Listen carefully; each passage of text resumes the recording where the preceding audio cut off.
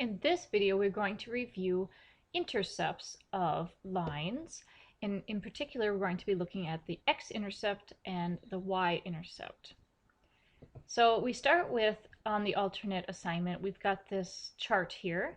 It shows that here's what the x-intercept looks like, crossing the x-axis, which is the horizontal axis. So we're looking just for the point at which it crosses. And in contrast, the y-intercept is looking at where does the line cross the y-axis, which is the up and down vertical axis. And this is how you explain it in words.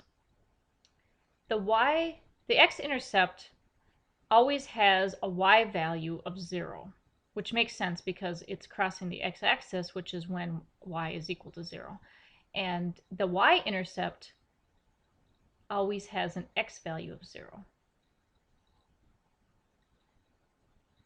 So what we're going to do then is we are going to find the x and y intercepts of a line. We can do that from a graph, or we can do it from an equation. If we do it from an equation, then if we know that the x, when you're looking for the x-intercept, y is always 0, then we can just replace y with 0 here and then solve to find the x-intercept. So let's do that. So if we're looking for the x-intercept, then y is going to be 0. But 2 times 0, or any number times 0, is just 0. So we really then have the equation 3x equals 6. Because we have 2 times 0 is 0, so we have 3x minus 0 equals 6, which we can just write as 3x equals 6.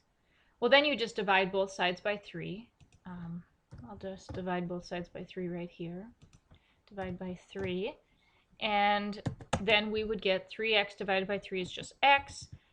6 divided by 3 is 2. So the x-intercept is 2. Now to find the y-intercept, that is when x is 0. So we replace this with 0. 3 times 0 will be 0. So we really will just have the little equation, pretend that this part isn't here anymore. We'll just have the equation negative 2y equals 6. So then you'll divide both sides by negative 2, and y will equal 6 divided by negative 2. 6 divided by negative 2 is negative 3. So the y-intercept is going to be equal to negative 3. Got a little bit hard to read there.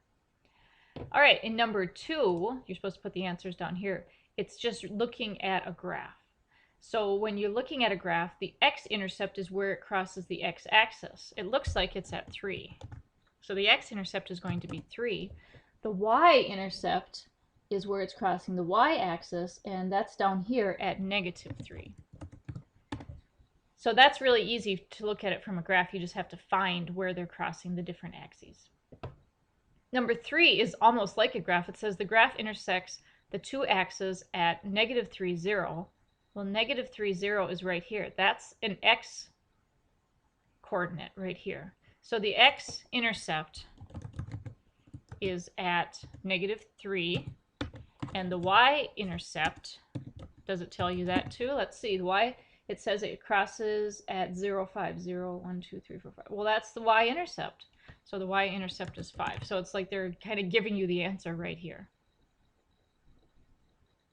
And then on the next page, you're going to look at if you have a graph, a real world kind of situation, and they've got an equation, and they've got it graphed here, so you can see what the intercepts are here.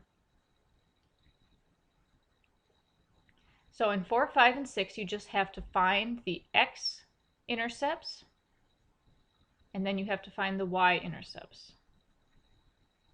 And there's those.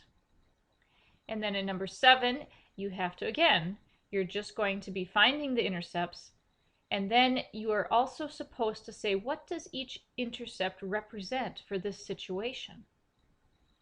So it's a volleyball team traveling to a game that's away, 120 miles away, and their speed is 40 miles an hour.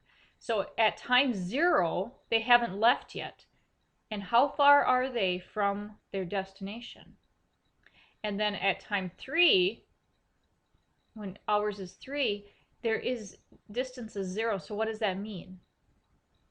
Does that mean maybe they arrived? So figure that out. Figure out what those two intercepts mean and write that in there. And here's some more finding them from a graph. And then finding them from an equation, remember that you are going to substitute in 0 for either x or y and then solve for the other intercept. So they show you step by step how to do that in order to find the x-intercept and the y-intercept. And that's all there is to this worksheet. Thank you very much.